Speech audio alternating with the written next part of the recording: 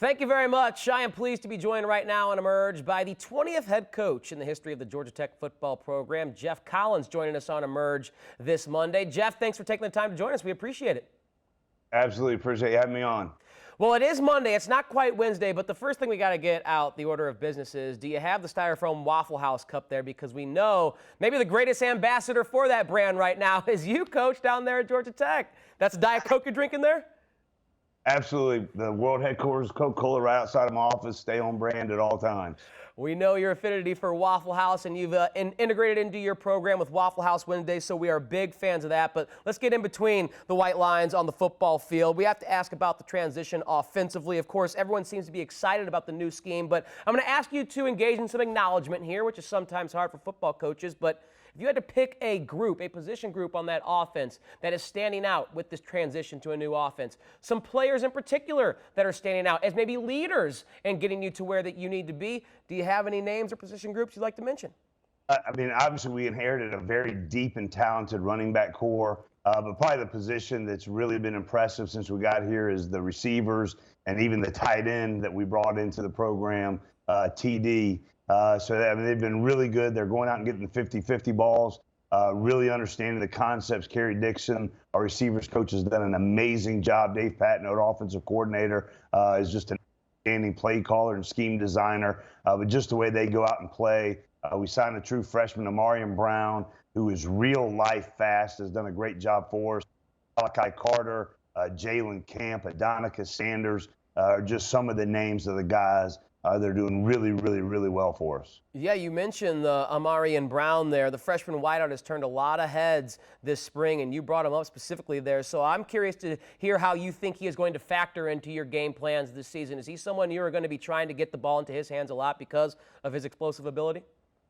100%. He does a great job for us, and he can stretch the field horizontally, vertically. We got him in the slot, can move him around on the outside, and has done some really good things for us in this transition period. Coach Collins, another name that we need to mention on the offensive side of the ball. We saw Tobias Oliver kind of line up all over the place in spring, do a little bit of everything, a jack of all trades. What do you think his role is going to be on that side of the ball in 2019? Yeah, same. I mean, Tobias is an elite quarterback. I mean, he's as good an athlete as I've ever been around. You know, I coached in the SEC for 7 years.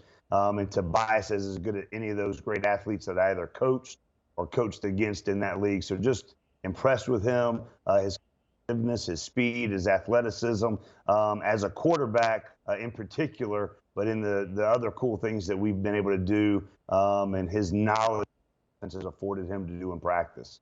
All right, that's enough on the offensive side of the ball, Coach. You got your nickname, the Minister of Mayhem, because of your work on the defensive side of the ball, so let's lean into that. You have a team that struggled a little bit last year to be disruptive with the pass rush. What are some of the schematic moves or things you're going to try and implement to make sure, and the way the game is played, the modern football is played, you have to get after the quarterback and disrupt him. What are you going to try and do to make sure that that is something that is Georgia Tech opponents have to prepare for?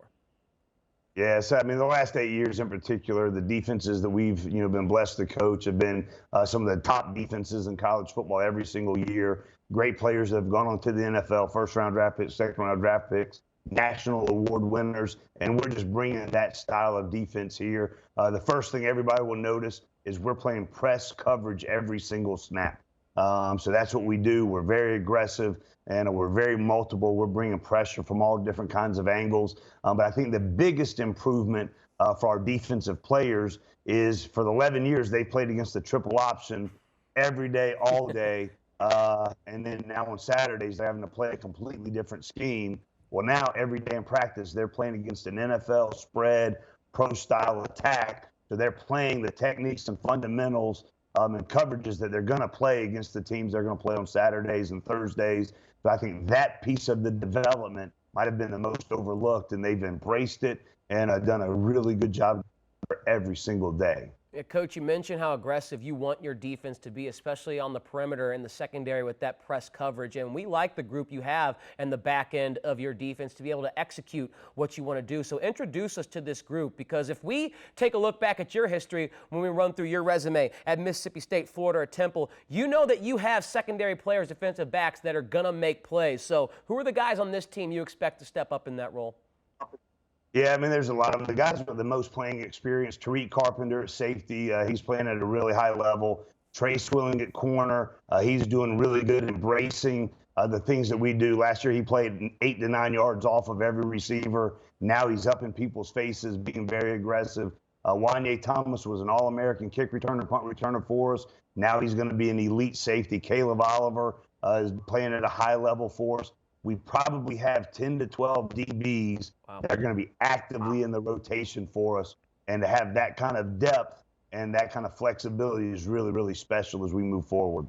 All right, Coach, final thing before we get you out of here, and this is part of being a college coach. It's not just X's and O's, but it's also recruiting. You got to be recruiting, and we're seeing more kids from the high school level adding the Institute to their top 5 and top 10s in recruiting than ever before. So in your short time there, how have you seen the energy and excitement around the Georgia Tech football program kind of filter down to that high school level and offer you the opportunity to bring in higher caliber athletes for this program? Yeah, absolutely. I mean, we're recruiting at a high level. First, it starts, we've got a dynamic coaching staff that's just engaging, great personality, great energy, very competitive. So they're pushing the brand, they're pushing our culture. You have a top 10 academic institution in Georgia Tech. You're right in the heart of downtown Atlanta, one of the greatest cities in the world. And then you have the history, tradition, and all of those things combined. We have such an unbelievable product to sell, and we're actively selling it, and recruits are buying in. They're coming to this place, putting us in their top 5, putting in their top 3, committing to us at a high level, and just excited about the future. 11 of the last 13 national championships have come within 5 hours of Bobby Dodd Stadium, Georgia Tech, downtown Atlanta. And so if we are attracting and recruiting and bringing in the elite players, we're going to be in the national conversation every year. We play in Mercedes-Benz Stadium.